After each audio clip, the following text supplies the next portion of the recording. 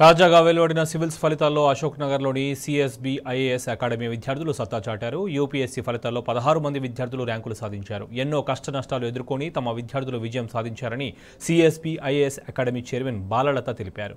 చిన్న చిన్న కుటుంబాల నుంచి వచ్చి 4-5 సార్లు పరీక్షలు రాసి తమ అకాడమీ విద్యార్థులు సివిల్స్కు ఎంపికైనట్లు బాలలత తెలిపారు. సివిల్స్లో ఎంపికైన విద్యార్థులను బాలలత అభినందించారు. ఒక్కొక్కరిది ఒక్కొక్క విశిష్టమైన కథ. పిల్లలు అంటే యాస్పిరెంట్స్ ఎంత ఇంపార్టెంటో వాళ్ళకి సపోర్ట్ సిస్టమ్ కూడా అంతే ఇంపార్టెంట్. పేరెంట్స్ వాళ్ళని ప్రోత్సహించడం కూడా అంతే ఇంపార్టెంట్. మీరు వాళ్ళ పేరెంట్స్ ఎప్పుడు కూడా ఎంటైర్ మీడియా యాస్పిరెంట్స్ దగ్గర తీసుకుంటారు. నా ఉద్దేశం, నా రిక్వెస్ట్ ఏంటంటే వాళ్ళ పేరెంట్స్ మనోగతాలు తీసుకోండి. పిల్లల్ని ఎలా చదివించారనే దాని మీద. చాలా సందర్భాల్లో ఆడపిల్లల్ని తీసుకొచ్చి 1 ఇయర్లో సివిల్స్ పాస్ అయిపోవాలి లేదా పెళ్లి చేస్తూ ఉంటారు. చాలా సందర్భాల్లో అబ్బాయిల్ని తొందరగా జాబ్ జాయిన్ అయిపోవని చెప్పి పేరెంట్స్ ఫోర్స్ చేస్తారు. అలా కాదు. ఎన్ని ఛాలెంజెస్ ఉన్నా, ఎన్ని సవాళ్ళు ఉన్నా పేరెంట్స్ వాళ్ళ మనసులో పెట్టుకుని పిల్లల్ని ఎంకరేజ్ చేశారు. అటువంటి మహోన్నతమైన పేరెంట్స్ ఇక్కడ మన దగ్గర ఉన్నారు. వాళ్ళందరికీ కూడా ఇంతగా ఎంకరేజ్ చేసినందుకు స్పెషల్గా మీరు మీ పిల్లల్ని దేశం కోసం ఇప్పుడు తయారు చేశారండి. Thank you. And entire media ఈ మొత్తం ఎపిసోడ్ని కవర్ చేశారు. Even English media I would like to address few words.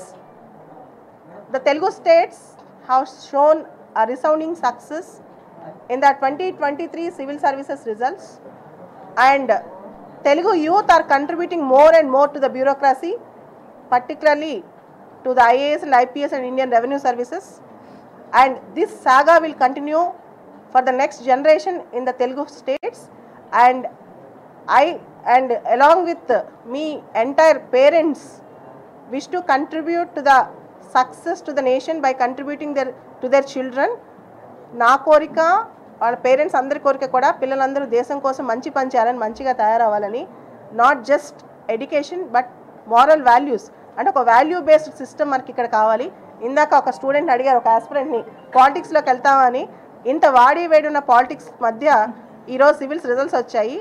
ఇది మీకు చాలా డిఫరెంట్గా ఉంది. ఇది ఒక పాజిటివ్ న్యూస్. ఎంతో నెగిటివ్ న్యూస్ మీరు కవర్ చేస్తుంటారు, ఎన్నో తిట్లు కవర్ చేస్తుంటారు, కానీ యూత్కి మోటివేషన్ వచ్చే న్యూస్ ఇది. దయచేసి దీన్ని 2 రాష్ట్రాల వ్యాప్తంగా యూత్ అందరికీ తీసుకెళ్ళండి. ఈ నెగిటివ్ న్యూస్ మధ్యలో ఒక మంచి ప్రేరేపణ, మంచి good inspiration will go forward to the entire Telugu states. And I wish all the best to the Telugu youth. నేను అందుకే ఒకటి చెప్పాలనుకుంటున్నాను అందరికీ.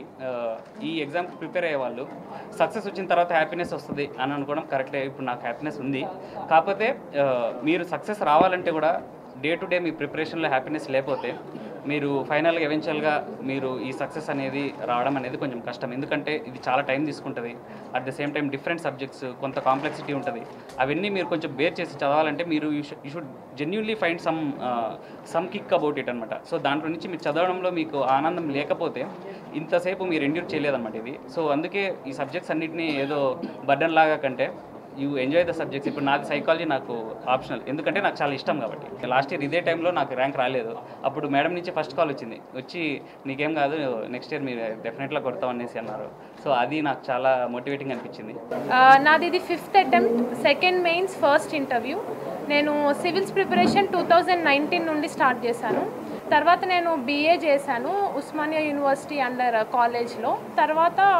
ఆ తర్వాత 2019 నుండి నేను అటెంప్ట్స్ ఇవ్వడం స్టార్ట్ చేశాను.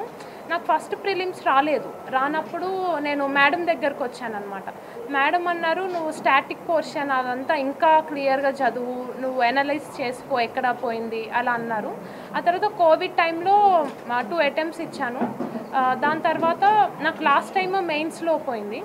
అయితే అప్పుడు కూడా మేడం నా మీద ఇంకా నమ్మకం ఉంచారు, నన్ను ప్రతిసారి మోటివేట్ చేశారు.